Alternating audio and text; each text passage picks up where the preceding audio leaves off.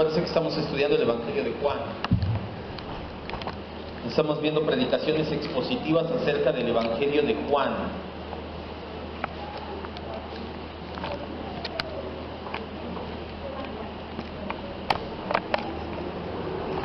Como cada semana, deje su separador en Juan 4, o en este caso en la cita Juan 4, cada semana vamos cambiando, porque vamos a visitar algunas otras citas, pero vamos a seguir regresando al Evangelio de Juan.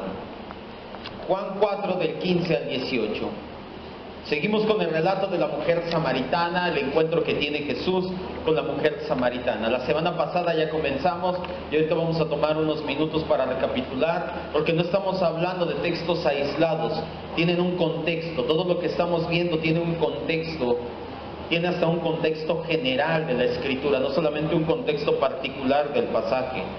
Juan 4 del 15 al 18 nos dice la palabra: la mujer samaritana le contestó a Jesús y le dijo: Señor, dame de esa agua para que no tenga yo sed, ni venga aquí a sacarla.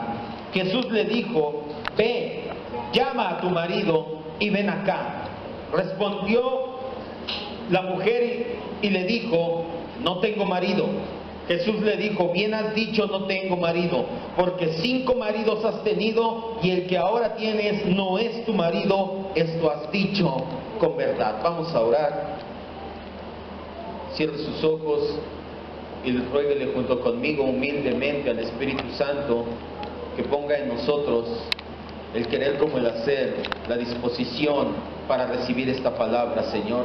Que nuestro corazón sea una tierra fértil, que la semilla que es la palabra caiga en esa tierra fértil y dé fruto al 100%, Señor.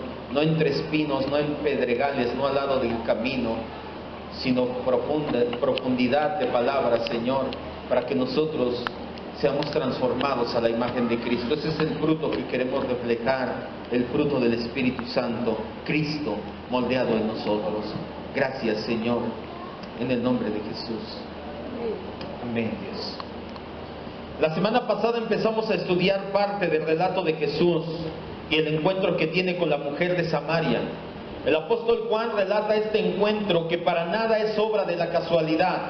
Vimos que por el contrario es una obra de la perfecta voluntad de Dios cuando encaminó a Jesús por el camino de los samaritanos en su viaje de Judea a Galilea. A la mitad del viaje, aproximadamente al mediodía, Jesús se detiene en el pozo de Jacob a descansar, polvoriento y soleado de tanto caminar. Es cuando, descansando al lado del pozo, llega una mujer de Samaria con su cántaro en hombros, con su cántaro a la cabeza, a sacar agua del pozo. Una vez que esta mujer saca agua del pozo, Jesús entabla una conversación con ella, diciéndole: dame de beber. La samaritana, entendimos, quedó sorprendida. No solamente era una mujer, las costumbres de la época no se daba que el hombre tratara directamente con la mujer. También era samaritana. Judíos y samaritanos ocasionalmente llegaban a tener negocios entre sí, pero definitivamente no tomaban o comían con los mismos utensilios. De hecho, y lo entendimos la semana pasada, cuando querían ofender a alguien, los judíos, ¿qué le decían? Tú eres samaritano. ¿Tú qué me dices si tú eres samaritano? Pues para ellos era una especie de insulto. La mujer tomó una actitud altanera. Lo vimos en su respuesta cuando le dijo: tú siendo judío me pides a mí, mujer samaritana, que te dé de beber.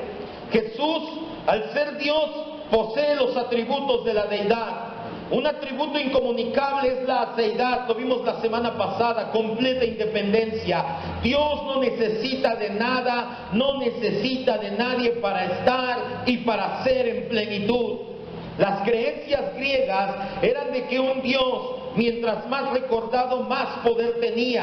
Por eso es que Zeus, por ejemplo, mandaba catástrofes a los hombres, para que los hombres le rogaran compasión, y así Zeus era fortalecido. Eso era una creencia en el antiguo, o en la antigua Grecia, que pensaban que mientras más catástrofe, mientras más situaciones, era porque los dioses las mandaban para que tú recordaras a los dioses, oraras a los dioses, y esos dioses eran fortalecidos. Nada más más alejado de la verdad. El Dios Todopoderoso de la Escritura, Jesucristo, no tiene necesidad de nosotros. Eso es lo que hace más sorprendente la obra de salvación. Dios no estaba incompleto, no se sentía solo, ni ninguna otra herejía parecida. Si Él logró nuestra salvación, es solamente porque Dios es amor. ¿Cuántos dicen gracias Dios? Gracias Señor. El pensar, ay, es que Dios se sentía solo en el cielo y necesitaba mis oraciones para estar bien, es una mentira. Él tiene un atributo llamado aseidad. Él no necesita nada de nosotros, nosotros necesitamos desesperadamente de Él. ¿Cuántos dicen así es? Jesús da muestras de esa aseidad en su respuesta a la samaritana. Jesús le dice, si conocieras el don de Dios y quién es el que te dice dame de beber, tú le pedirías agua viva. La mujer samaritana mal interpretó la respuesta de Jesús. Ella pensó que había al menos dos inconvenientes para que le diera agua del fondo del pozo. Cuando ella escuchó agua viva, ella pensó, Jesús está, o bueno, este judío, porque todavía no se presentaba, está pensando en darme agua del fondo del pozo. El agua del fondo del pozo estaba más fresca y le llamaban agua viva. Pero la mujer samaritana pensaba, aquí hay dos problemas para que me des agua del fondo del pozo. Primero, el pozo es hondo, para llegar a esa agua es muy al fondo. Y segundo, no tienes un lazo ni un cubo de madera pesado que baje hasta el fondo y que pueda sacar esa agua viva. Lo que la mujer no sabía era que Jesús estaba aplicando la pedagogía divina, esa misma pedagogía que utilizó en la entrevista nocturna con Nicodemo y esa misma que vemos plasmada en prácticamente todas las parábolas. El resultado de esa pedagogía divina es que la mujer se tornó más perceptiva, más receptiva y ya comienza a discernir y le pregunta, ¿acaso tú eres mayor que nuestro padre Jacob? En los versículos 13 y 14 Jesús le indica que ciertamente Él es mucho mayor que Jacob, pues el don que Jesús da es mucho mayor que la herencia que dejó Jacob. Vamos a leer Juan 4, 13 y 14. Este es el contexto de nuestro relato. Ponga mucha atención porque no estamos hablando de versículos aislados. Le respondió Jesús y le dijo, cualquiera que beba el agua de este pozo de Jacob volverá a tener sed, mas el que beba el agua que yo le daré no tendrá sed jamás, sino que el agua que yo le daré será en él, en aquel que beba, una fuente de agua que salte para vida eterna.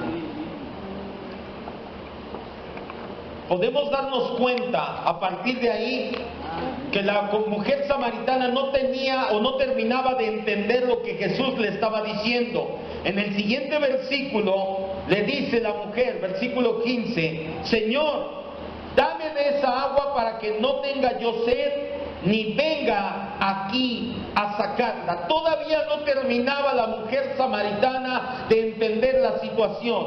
La mujer ya se había dado cuenta de que Jesús se estaba refiriendo a una clase muy especial de agua. Por eso le dijo, dame de esa agua. Pero no estaba terminando de entender. Ella continuaba creyendo que era un agua muy buena, muy clara, muy pura, pero aún pensaba que era un agua física, que calmaría su sed física. Por eso dice, para que no tenga sed jamás.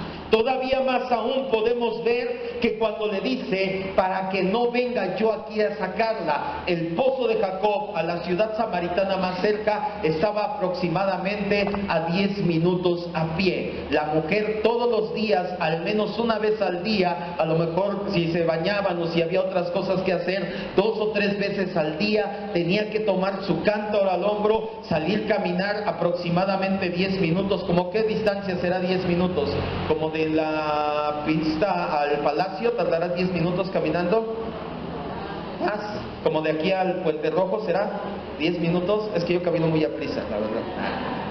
Bueno, imagínate ir todos los días como de aquí a Puente Rojo con tu cubeta de 20 litros de agua, con tu bote de 20 litros y regresar todos los días.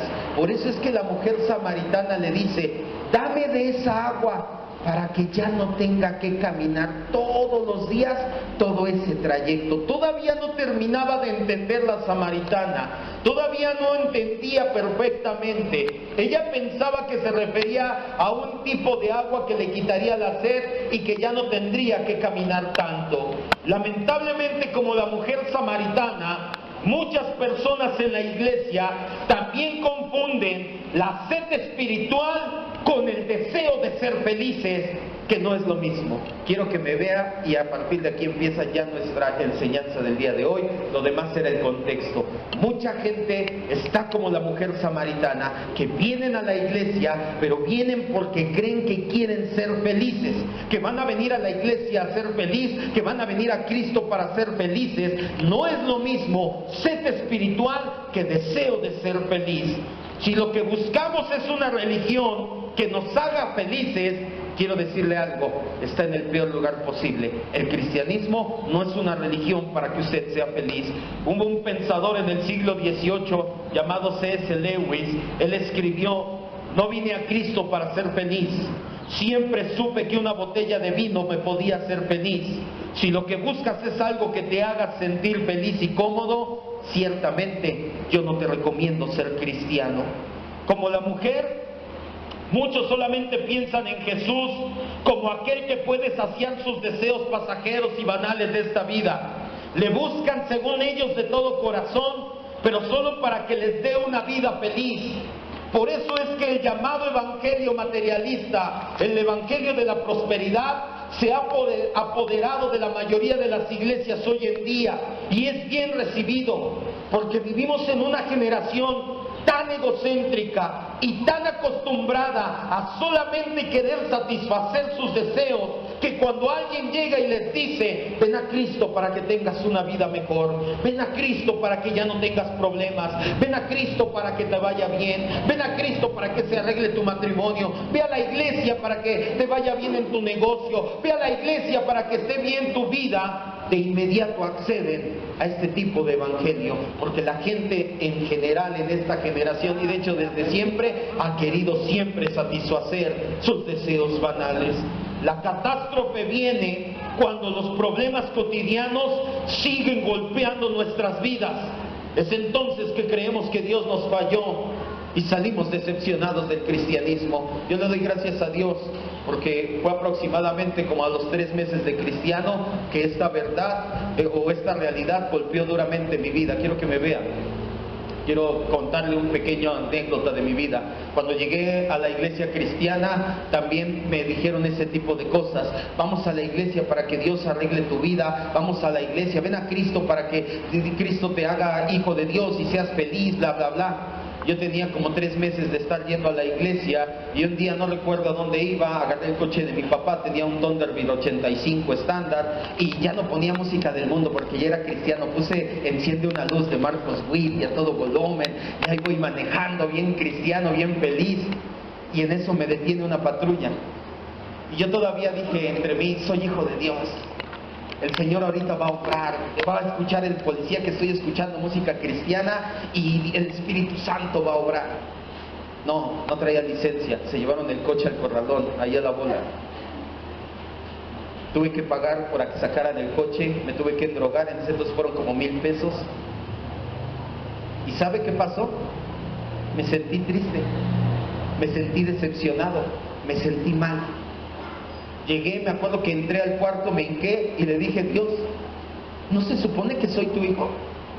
No venía escuchando, Señor, le dije, yo ponía música del mundo, hasta hace 3 meses, 4 meses, yo ponía música del mundo y le subía todo y ya iba bien, y ahora ¿por qué si puse un disco de Marcos Witt y venía? A lo mejor fue por eso, ¿verdad? Pero bueno, ¿por qué ahora si vengo escuchando música cristiana y ahora soy tu hijo? ¿Por qué me pasa esto? Desde ahí me empecé a dar cuenta que todas esas arengas victoriosas de ven a Cristo para que seas feliz, ven a Cristo para que te vaya mejor, eran una total mentira. Eso no es la realidad del cristianismo. A partir de ahí fue sacudida mi vida, ya pasaron muchas cosas, gracias a Dios estamos en la sana doctrina, pero tenía yo muy poco cuando empezó a ser sacudida mi vida. A mucha gente la traen a la iglesia o a los pies de Cristo supuestamente con ese tipo de arengas.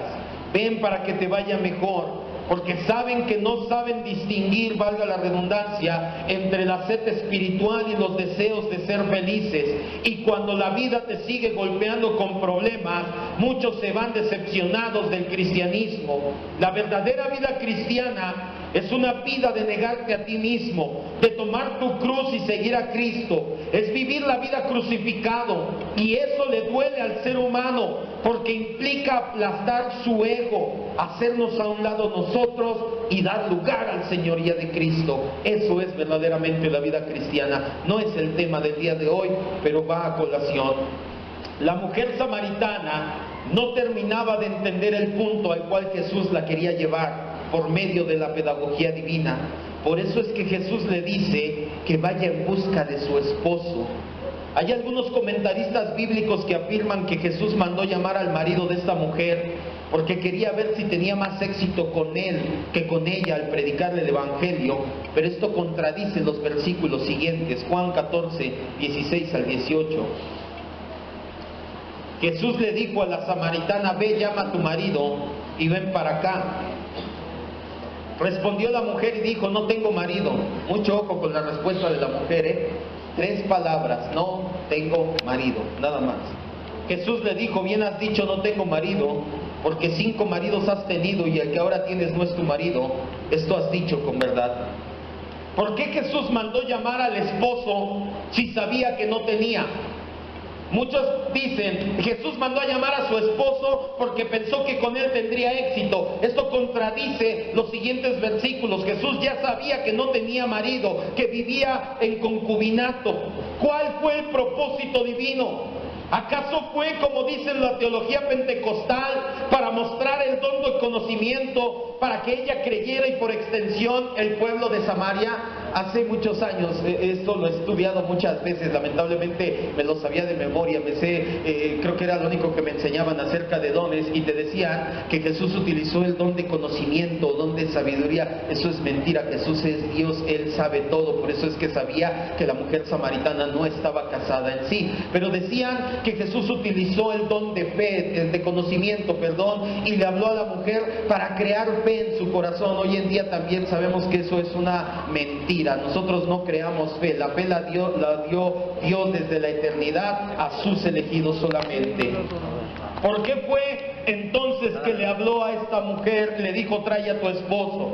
Si seguimos la línea de pensamiento de este relato y teniendo una hermenéutica bíblica sana que toma en contexto el contexto general de la Escritura, acá estoy, quiero que me vea a mí. ¿Cuál es el tema de la Biblia? Y el plan de salvación. Ponga mucha atención. Nosotros no podemos leer un escrito. Ay, aquí voy a leer y a darle lo que se me antoje creer. Eso es eisegesis. La exegesis solar y la hermenéutica es ¿qué está diciendo? Primero, en el contexto natural, en el contexto inmediato, y segundo, en el contexto general de toda la Escritura. ¿Cuál es el tema de toda la Escritura? Cristo y el plan de salvación. Una vez que tienes en cuenta que toda la Biblia te habla de Cristo y su plan de salvación, que en Génesis ves a Cristo y su plan de salvación, que en Éxodo ves a Cristo y el plan de salvación, que en todos lados ves a Cristo y el plan de salvación, ahora sí puedes empezar a interpretar un pasaje de la Escritura correctamente. Si nosotros tomamos en cuenta esto, nos daremos cuenta que la petición que hace Jesús, la orden que le da, tiene mucho que ver con el plan de salvación. Para que la mujer quisiera el agua viva, tenía que reconocer que era una sedienta espiritual en primer lugar. Esta sed no se despertaría verdaderamente hasta que tuviera un sentido de culpa, hasta que tuviera una conciencia de pecado. Cuando Jesús menciona a su marido, es el medio para recordarle a esta mujer su vida inmoral. Jesús empezó a hablar a la conciencia de la mujer. Cuando le dice: ve y trae a tu marido, está Jesús diciéndole: no me estás entendiendo que yo te estoy hablando de algo espiritual. Entonces te voy a hablar directamente a tu conciencia. Lo que Jesús estaba haciendo era confrontar el estilo de vida inmoral y pecaminoso de la mujer de Samaria, con el propósito de que viera su realidad espiritual, que era una pecadora. Y una vez que se diera cuenta de su necesidad espiritual, ahora sí empezaría a pedir el agua de vida. Hay quienes consideran ofensiva predicar el evangelio así, Creen que si hablas de la naturaleza pecaminosa vas a ofender a las personas, cuando esas personas llevan toda su vida ofendiendo a Dios con un estilo de vida de pecado. Por lo tanto, hay que dejar que se ofendan un poco si esa ofensa va a resultar en que abran sus ojos al pecado. Algunos otros dicen que deberíamos de hablar del amor de Dios.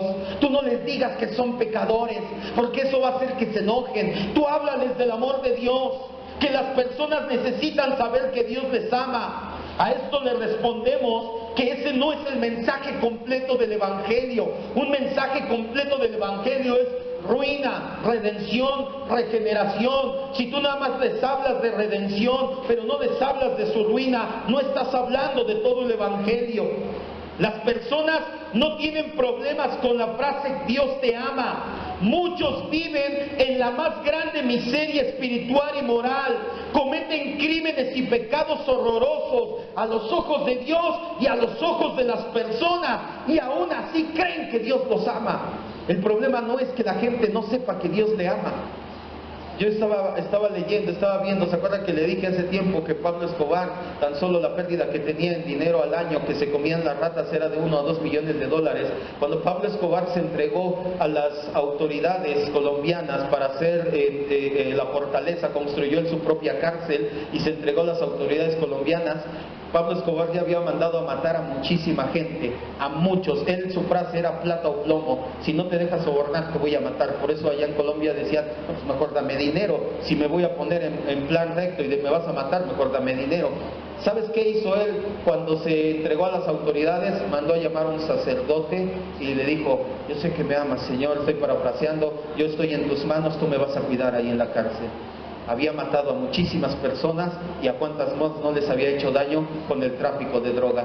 Él no tenía problema con saber que Dios le ama. La gente vive en un estilo de vida, aún en las iglesias, vivimos llenándonos de porquería del mundo. La gente en la iglesia, afuera y dentro, vive como le da la gana y aún así cree que Dios le ama. El problema y la frase no es que la gente sepa que Dios le ama. El problema y el confrontamiento debe de llegar y decirle: no, tu estilo de vida no es agradable a Dios. Por eso Jesús llegó con la samaritana, le empezó a conducir, y cuando vio que ya estaba receptiva le dijo, y estoy parafraseando, cuando le dijo trae a tu marido, le estaba diciendo: ¿qué le haces si estás viviendo en concubinato? Eres pecadora.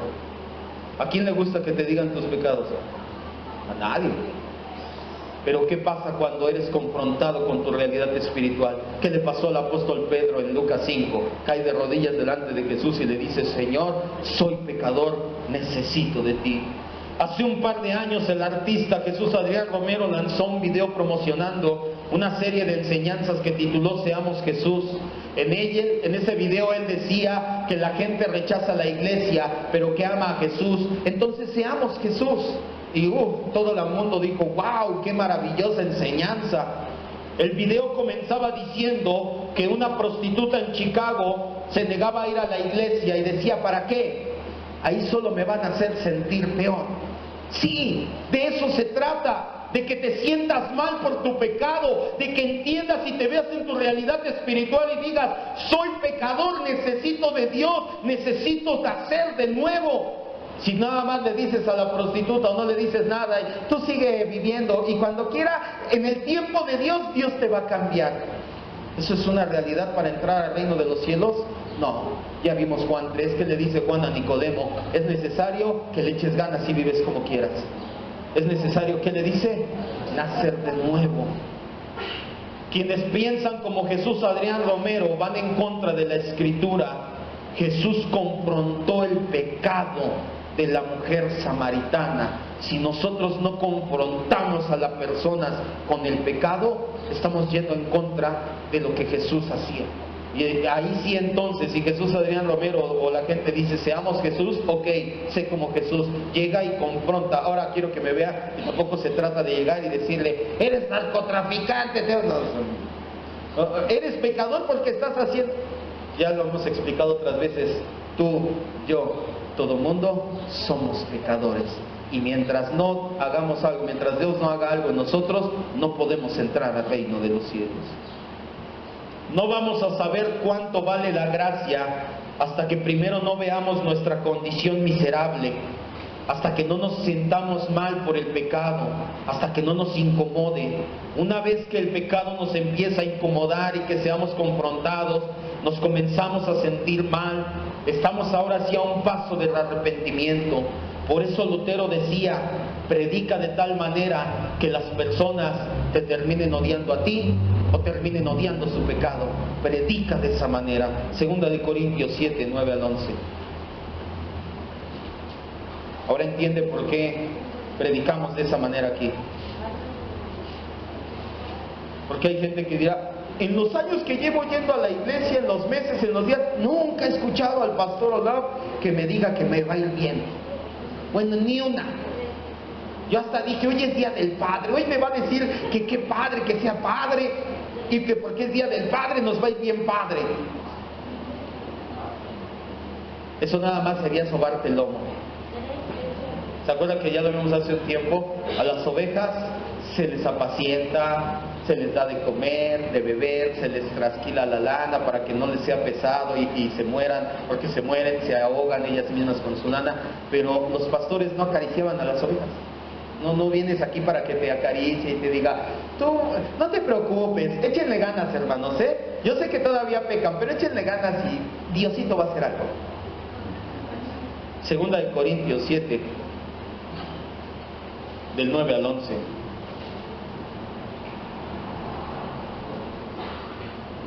El apóstol Pablo confrontaba a los corintios y les decía, tal cual Jesús lo hacía, esa situación en la que viven no es agradable. Esto causaba que los corintios se sintieran tristes, se sintieran confrontados, exhibidos. Y Pablo dice, me gozo, no porque hayan sido entristecidos, sino porque esa tristeza va a producir arrepentimiento, porque han sido entristecidos por Dios para que ninguna pérdida padezcan por nuestra parte, porque la tristeza que da Dios produce arrepentimiento y ese arrepentimiento te va a dar salvación y de eso no hay que arrepentirse, pero la tristeza del mundo, esa produce muerte, porque he aquí esto mismo, hasta ahí nada más, hasta el 10 era necesario nada más. El apóstol Pablo te está diciendo, ¿te sientes mal porque te confrontaron con tu pecado? Perfecto, porque eso que te está sintiendo mal va a hacer que te lleve al arrepentimiento, a que si nunca eres confrontado, ¿cómo te vas a arrepentir? Jesús no se anduvo con necios sentimentalismos, no fue políticamente correcto con la mujer samaritana, no le dijo, oye, es que mira, ¿cómo te explico? Él no anduvo con política ni con sentimentalismos. Muchos quieren agradar a los hombres y al mismo tiempo quieren agradar a Dios, y esto es imposible, sobre todo cuando estás predicando el evangelio. No puedes dar un evangelio a la medida, o confrontamos el pecado o no estás haciendo nada. Gálatas 1:10.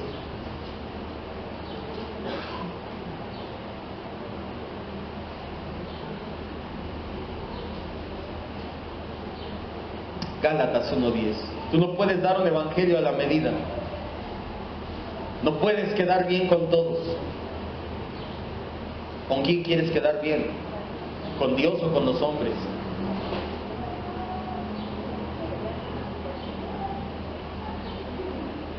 Gálatas, el apóstol Pablo, el contexto en el cual escribe Gálatas capítulo 1 es de la predicación del evangelio. Si yo o un ángel del cielo viene y les anuncia otro evangelio, sea maldito, sea anatema, no lo acepten.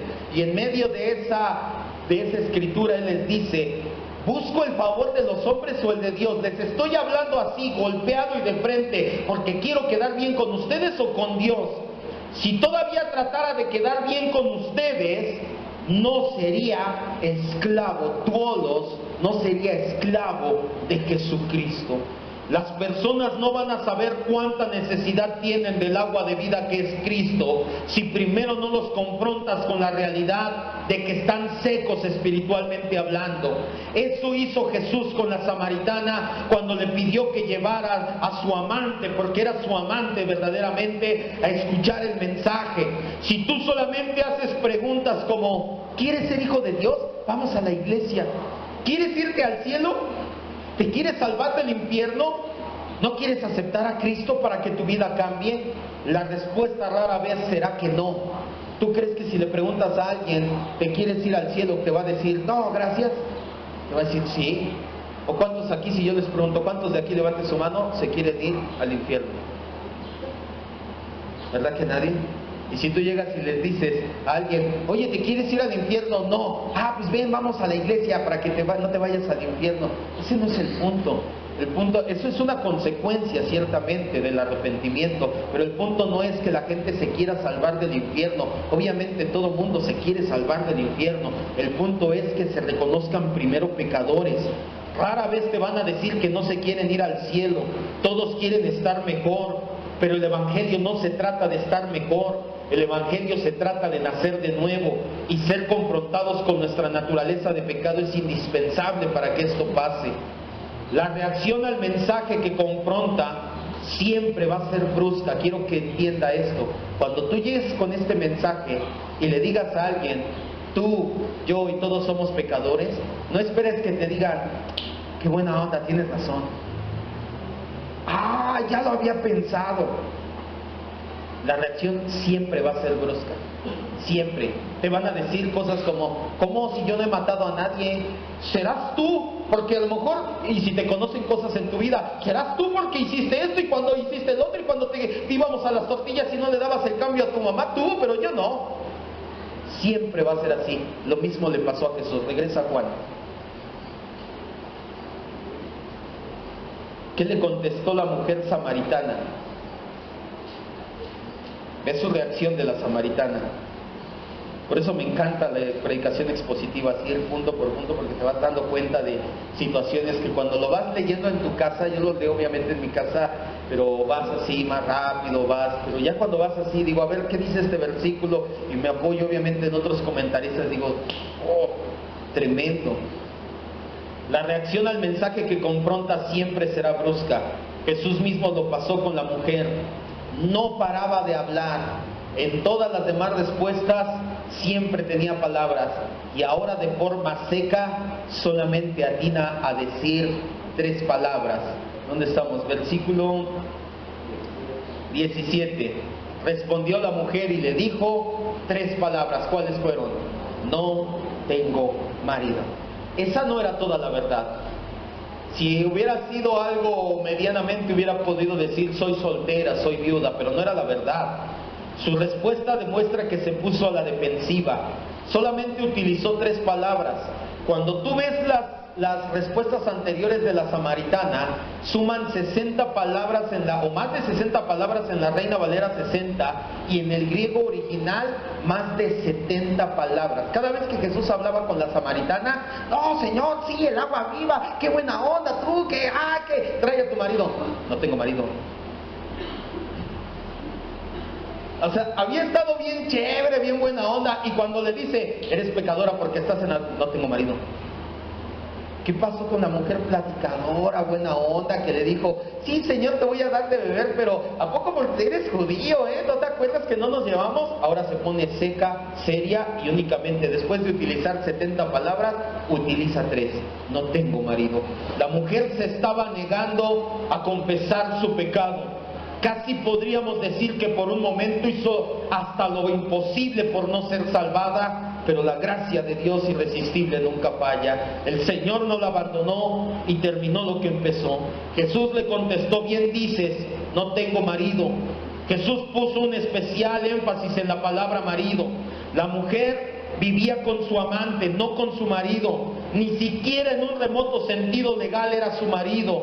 Jesús le dice todavía, porque has tenido 5 maridos, el que ahora tienes no es tu marido. Esto lo dices con verdad.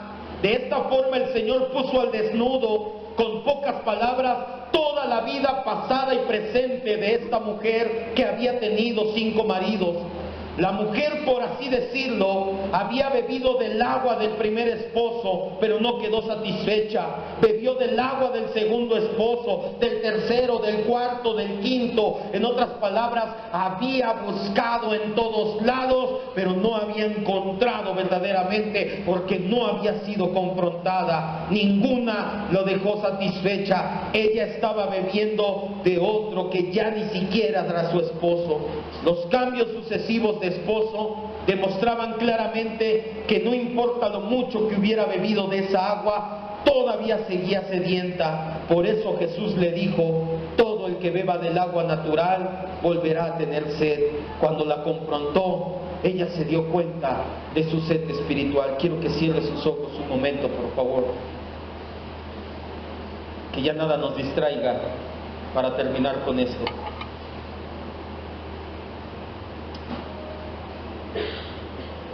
Vamos poco a poco, no llevamos ninguna prisa.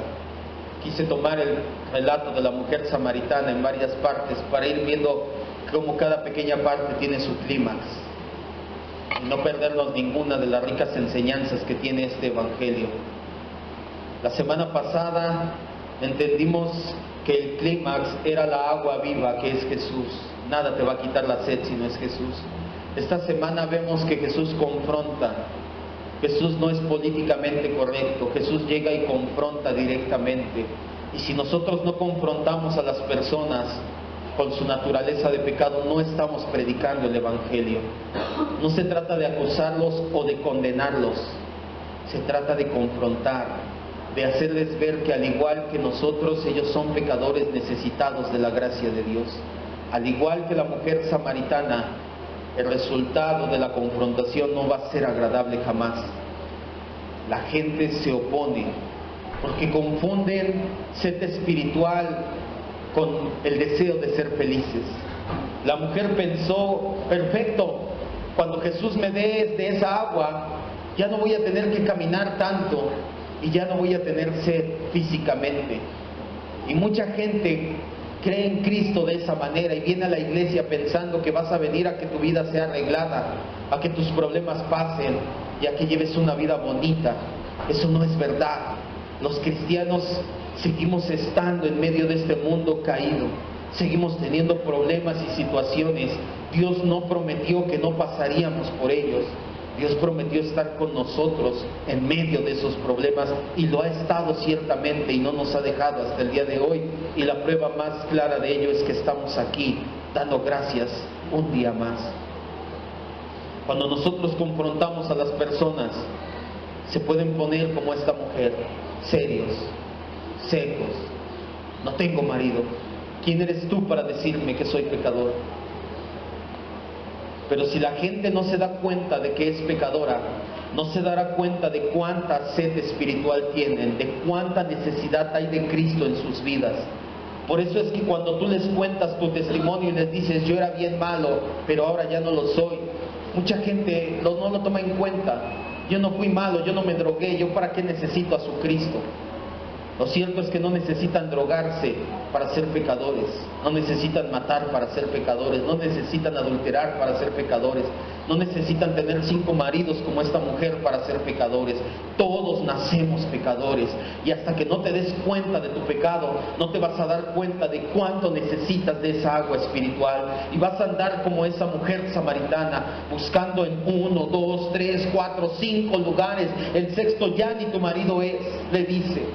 Bebiendo agua en todos lados, pero no sintiéndote satisfecho jamás, porque no has entendido en primer lugar que el agua de vida es Cristo, y en segundo lugar de que la necesitas sí o sí para ser salvo de tu pecado.